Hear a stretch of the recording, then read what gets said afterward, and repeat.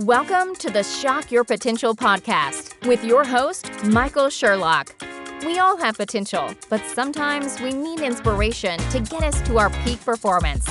Whether you are starting out in your career, ready to move up the corporate ladder, or taking the leap into entrepreneurship, Michael's guests provide powerful tools and resources to shock your potential. Shock Your Potential is a global professional development training company committed to your unique journey. Learn more about us today at shockyourpotential.com. Listen in to today's expert. Thank you for joining us on another episode of Shock Your Potential. And as always, and never changing, I am your host, Michael Sherlock. And as you know, all month long, we are talking about Mindful May. In some cases, that means mindfulness practices or meditative practices. But at the heart of it, really, I wanted to focus this month on how we help ourselves take a little bit better care of ourselves emotionally. And my guests have all been phenomenal in terms of different perspectives on how we may be dealing with things that, maybe getting in our way. And my guest today, I think, is going to have probably some stories, but definitely a focus that is going to help a number of you. So Laurie Herbers is an empowerment coach, and she's also an author. Her recent book is called Second Chances: How I Turned Hate into Love and Found My Purpose. And you know that there's going to be some very emotional stories behind that. In her youth, she struggled in abuse and trauma, carrying the pain forth into adulthood. And many, many of us have similar stories. Hating life was her home and daily struggle until the day she decided to change her thoughts and beliefs and instead pursue love with a fervor that superseded everything else. But now, even farther down the path, her mission is to guide over 1 million individuals into the fullness of love so they can pursue their purpose with passion and love.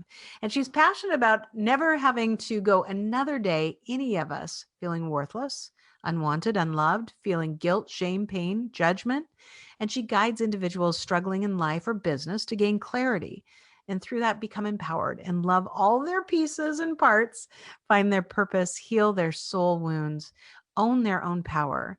And what I love is to use the power of their mind to manifest all the good things and live authentically in purposeful, driven lives. So joining me today is Laurie. Laurie, thank you so much for being my guest today. Thank you so much for having me, especially during Mindful May. Yeah, it's really important to me. Although my following are a lot of entrepreneurs, a lot of professionals in different areas of their life, I find that even though I deal with a lot of business issues, at the heart of a lot of our struggles, personally and professionally, is some of this other lingering stuff that affects how we feel. And I know, especially with your focus, there's a lot of people who have had trauma in their past or things that they just can't seem to move past that deal with thoughts and views about themselves that are not all to the positive. So I'm really looking forward to hearing how you help people. But I gave a few little intro points on your bio, but tell us a little bit more specifically about you, your business, and how you help your clients to shock their potential. Okay. Well, for me, I grew up in abuse. So I was told when I was little that I was stupid and worthless. And this was from my father. So that was a lot of weight to carry for a little girl Yeah. who's supposed to be, daddy's princess. I was never his anything. Mm. And so that just kind of followed me through life. I literally had like, if you would have asked me, where are you going to be in 5 years? I don't know. I don't even know what I'm doing today because Mm. I don't matter. Nothing I Yeah. do matters. So that was I just kind of sailed through life doing whatever felt like I should do right then.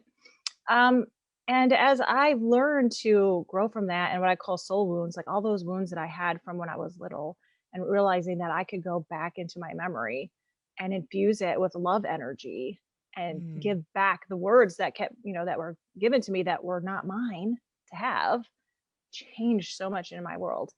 And that pursuit for love, because I was always looking outside of myself, thinking that it came from somewhere out there, until I realized that we all come from love. Everything that you see comes from love, and it's an actual frequency you can tap into.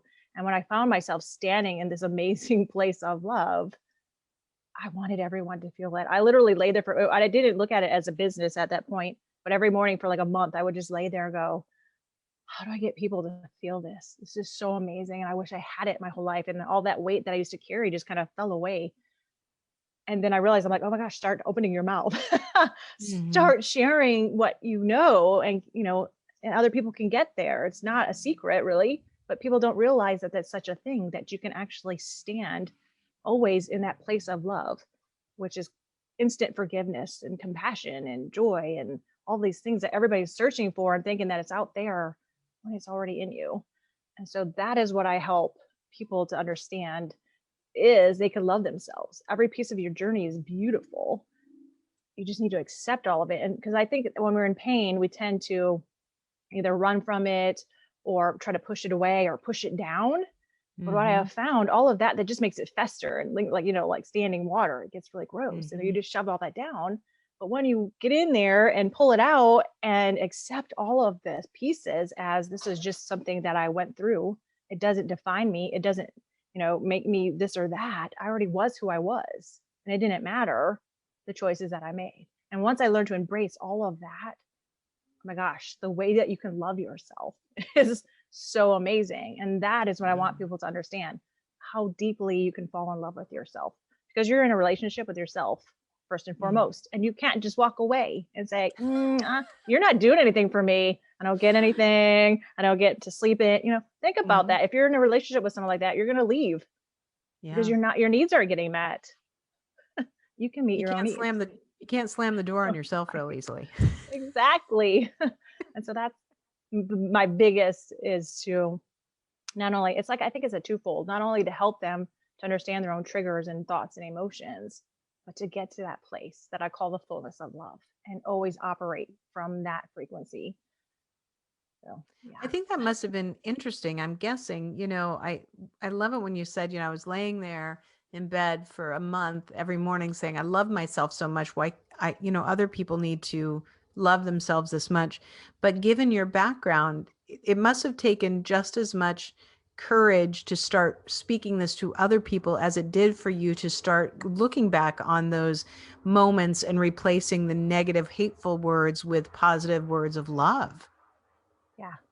It was, and it was where I learned that it wasn't until I embraced all of my journey as beautiful, because it got me here. It made me Mhm. this person. Even all the pieces that I thought, like for years, like I just like, if I could just cut this memory out, and if this didn't happen, and just cut, that's just damaging you Mhm. because you're not accepting all of yourself. Yeah. And everything about you is amazing and it's beautiful, and you're here for a reason or you wouldn't be here. Period. That's the end. I think it's really interesting you say that because I know that there's times when, there's certain things in my past that, like any of us, like we all have, that might not to anybody else even look like that big of a deal. But moments where I can think of me saying, gosh, I wish I could just cut that out and that one moment never happened, or those three moments that were strung together never happened, or that hour or that day or that 7 years, whatever. Right. Uh, but but you're right. If we cut them out, it's like trying to cut a hole out of a blanket, of a knitted blanket that eventually everything else is going to unravel if you cut out those pieces that were woven into the tapestry that's you. Exactly. Yeah. So when you embrace it, then you think of the whole blanket. It's warm and it's cozy, and you like to curl up Yeah. in it. You should be able to curl up with yourself and be okay and love every moment, and enjoy those quiet moments where you can really tap into your own intuition and understand yourself. But you can't do when you're running from pieces of you. Yeah, that's true. So when people, show up some way and they're like, I think, Lori, I want to start this process with you. What kind of number one, kind of what kind of courage does it take for them to do that? But number two is, what are some of the things that you hear from them in the beginning that, that either, make them not fully open to, this process, or that is that moment where that just goes, okay, I'm all in, like, because this has got, it's one thing to go through it yourself and find that path out on the other side. Helping other people to do it when you can see what can be on the other side for them, but they're maybe not, they want to take that step, but they're not sure they can do it. What kind of emotions are they going through at that time? Oh, so many, so many different ones, because when you get stuck in those feelings of unworthiness, it's almost like hard to step back in, because when you forget who you are, when you start pushing pieces of yourself down, you don't even know what you want, and you don't know what you like. All you know is that you hurt, and it Yeah. doesn't feel good, and every day is heavy. I think for me, the only way that I can help people is they have to have gotten to that point where they're like, I'm done living like this. I don't want this anymore. What can I do to not live this?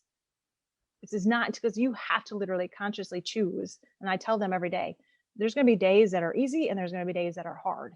And it's on those hard days, you have to consciously choose to keep going forward and understand that every step that I take is a step, even if it's the tiniest baby step ever. If you take the tiniest baby step ever every single day in a year, that's 365 steps. And you look back and you're like, who the heck was that person? I don't even recognize that person anymore, because those tiny baby steps still are moving you somewhere. Yeah. And I think it may even be even more impactful than when we make baby steps. And I even think about, my current like weight loss journey, because I've got, I've been working on this I'm in week 7, and I've worked with this fitness coach before, and I had faster results last time, but they didn't fully stick. And that's because I kind of kept changing my goal, because I kept hitting my goal. And I'm like, well, let's go another. I didn't set the right goal to begin with.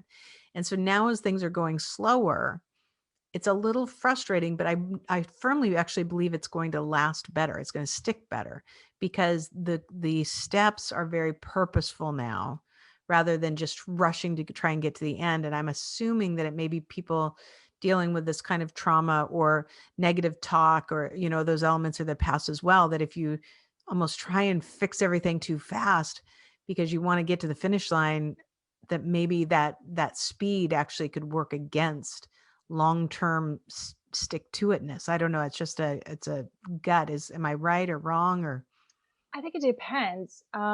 For some of us, like for me, it was like I was in such a dark place of hate.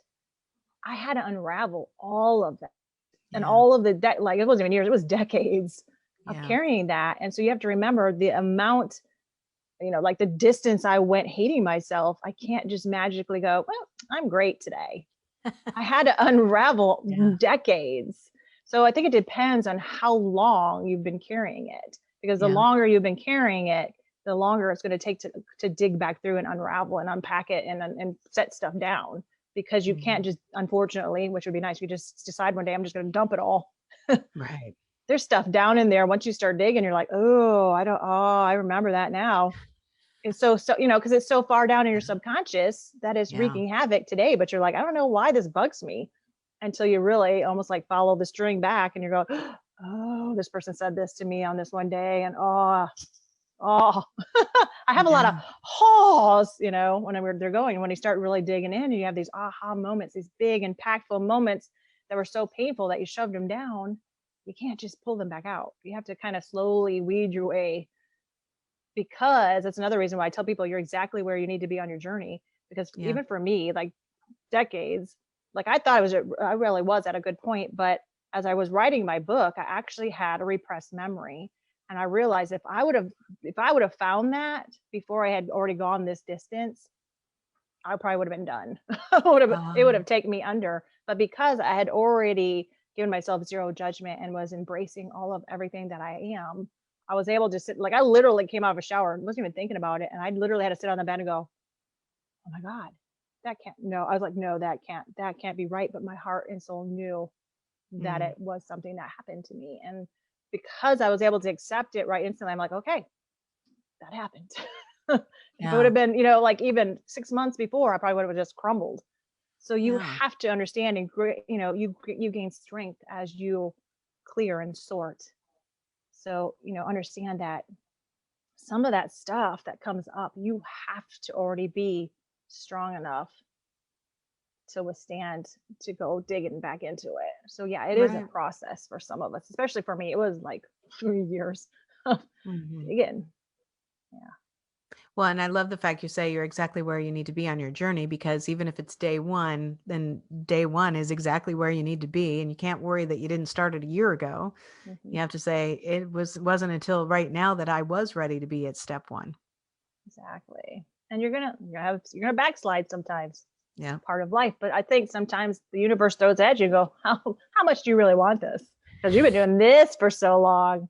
How much do you really want this? Because I always warn them, I'm Right. like, there's gonna be days where you're gonna be like, this seems harder than when I started. But it's really Yeah. not. It's just, sometimes our feelings and emotion are liars. It just feels that way. Yeah. Yeah, Because it's your that's part of perception. the defense mechanisms that Hmm. we can create for ourselves is danger, danger, danger. Don't go there because that's really tough. But you're right. You may just have created more walls for yourself, but now that you're able to work on things, you can handle it.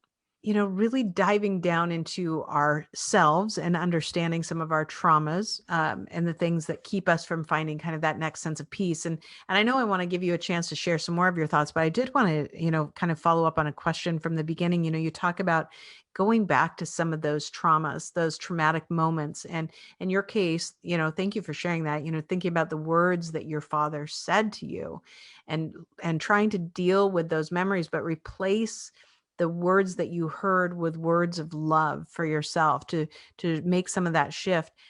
How, somebody who's listening to this right now and says, oh gosh, I have those moments, or I have something like that makes sense to me, but I have no idea where to start to replace those horrible things that were said or done to me with something that seems positive. How do you help people to make those steps in terms of having those positive dialogues?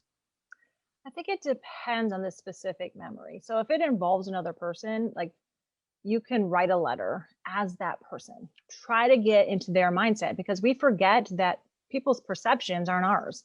So, Mm. for instance, like with my dad, like I try to look at it from his point of view instead of thinking of it from mine point of view of how he sees me, but how he probably might have seen me. Because when I really dug into the fact like that back then, the man was the head of the house. He made all of the money. He made sure that the roof was over the kid's head and yada, yada, yada. And when I started looking at it from his perspective, I could kind of understand what he was thinking and feeling. And it made it easier for me to understand that it had nothing to do with me. The way he talked to me was triggers within himself. It was his Mhm. perception that did not have to be mine. And once I understood that I could choose to accept or decline his invitation into unworthiness, I could say, you know what? That's not true. I am worthy. I am worth loving. And then once I did that, then I could go back into those memories and those specific moments and consider maybe he was having a really crappy day that day. It had nothing Mhm. to do with me. I just got in the way. I just happened to pop up right at that moment he was angry. Mhm. You don't know. And being able to understand, and plus, love is also accepting and forgiveness towards others. So it was a huge step for me, one, to forgive him for how he treated me, Mhm. but two, forgive myself for all Mhm. those years of believing what he said to me was true. Because then in itself, I could be like, well, why did you believe that? You were so dumb to think. We can go down what I call a rabbit hole all the Yeah. time. And you can choose to say, no, I'm not going to go down that rabbit hole. I don't have to. I already did Yeah. it for this many decades. I don't need to do that anymore.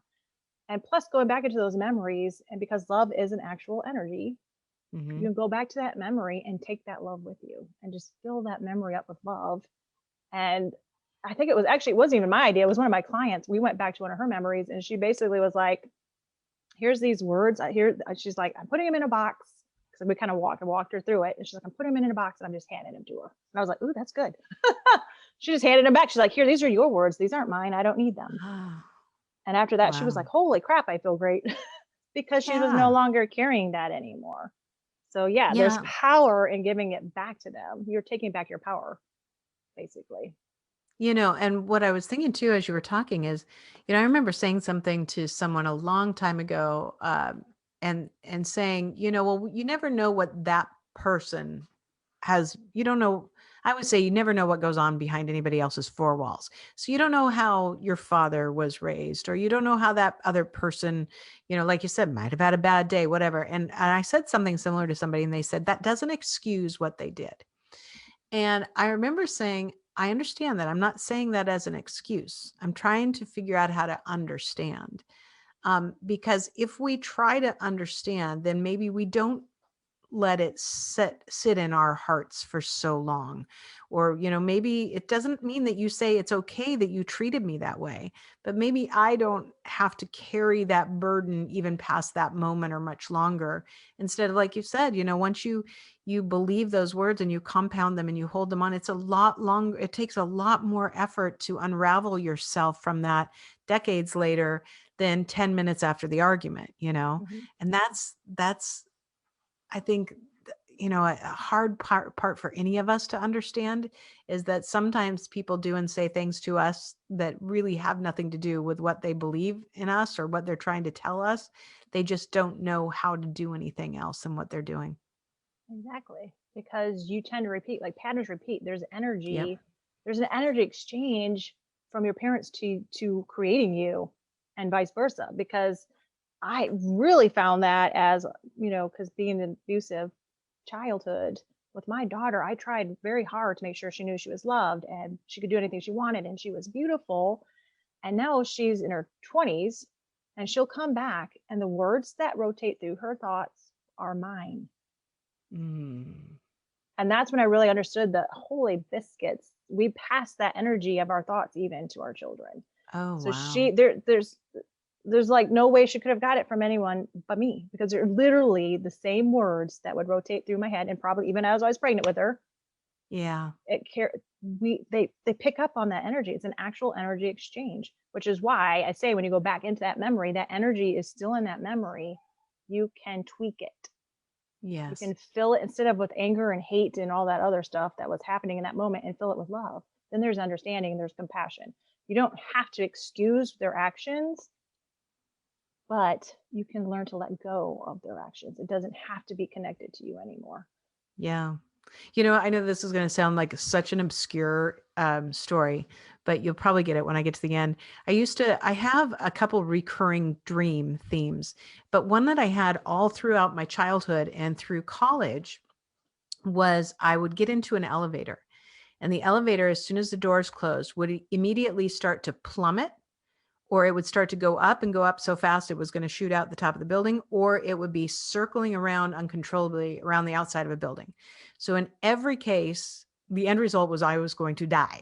I was going to die from it hitting the ground, shooting up, dropping to the ground, spinning off, dropping to the ground. Every part of this was going to be dying. I never died in the dream, but that was always the sense. And so I knew that it was about me feeling out of control of things. But my professor, so I took a course on dream psychology in college, and I was telling my professor about this dream, and she said, "Have you ever pushed the button for a floor when you got in the elevator?" And I said, "No." Okay, so I had the dream about 2 weeks later again. And when I got in, it started to shoot up like it was going to go through the building. And I immediately hit a button and it started to go fast. And then it stopped and the doors opened and I got out, and I've never had that dream since. But it was really about, kind of a sense, like I say, it's kind of obscure, but I think about your client saying, here's the box that holds all the things that you said to me, all the thoughts or things that, I felt with that. And it doesn't belong to me anymore. I'm giving it back to you. Just that symbolic mental act of saying, I choose not to have this be a part of me anymore. If you really believe that, that can be very powerful. And I feel like the fact that you pushed the button for the floor, you chose the direction instead of being chosen for you. Yes. Yeah. Yeah. Crazy. We get to choose. Laurie, Our mind is so powerful. I know it really is. And I think, and we forget, we only know we've mapped, how much of our brains, there's a great book that is called The Gift of Fear, Gavin DeBross or something. And he actually was like an FBI, like he dealt with hostage negotiations and all this stuff. And the book is very challenging because it deals with, lots of crimes and some very violent crimes. But he talks about how so many times we fail to acknowledge our intuition, especially women, because we think that that's just something, funny or fuzzy. But he's like, the woman who thinks that that man is following her, but doesn't want to turn around and say, why are you following me? Or go into a store because I don't want to assume, maybe I'm just having a weird feeling. that our bodies and our minds are telling us things from all these other things that are going on around us. And it's our job to pay attention to them, because when we pay attention to them, like the things that are still holding us back, then we actually have power over them. Exactly. Yeah. Mhm. Amazing. So, Laurie, I know we're going to have all your contact information on our show notes, but in case somebody's listening or watching right now and they say, you know what, I really think that Laurie would be the person for me to pursue maybe some of this work within myself, what's the best way for them to reach you? Soul Love Legacy. That is everything. It's my Facebook, it's my website, it's my YouTube, it's everything. So Love it. Love it. And before we go, do you have any last words of wisdom or pearls of advice for my listeners and viewers? this isn't what I was going to do, but because you mentioned fear, here's the thing. Here's my tip about fear. This is what I really learned. So fear, whenever I feel fear about moving forward, that instead I've switched it now. Instead of it being something scary, something exciting, because every time that happens, there's something amazing on the other side of that. There's something good that I need in my life that's going to make everything better in some way on the other side. So now when I feel that fear pop up, I'm like, oh, I'm making a huge breakthrough for something. Something good is happening. And now it just, you can even feel the energy different of how I said it, from, oh my gosh, fear to, whoa, what's over here? Something awesome. And that's helped me push through so much faster and easier, because I know it wouldn't be there if there wasn't something important on the other side. Exactly. Those butterflies that, that are running around in there that tell you, I might be a little afraid, but there's going to be something exciting to this as well. Yeah, exactly. Excellent. Laurie, thank you so much. You've been a great guest and you have incredibly valuable information. Thank you so much for being a part of our series. Thank you so much for having me. Thank you for joining us on another episode of the Shock Your Potential podcast. Learn more about us today at shockyourpotential.com, including details on Michael's 2 best-selling books. Tell me more, how to ask the right questions and get the most out of your employees, and sales mixology, why the most potent sales and customer experiences follow a recipe for success. And as always, don't forget to subscribe, rate, and like us today.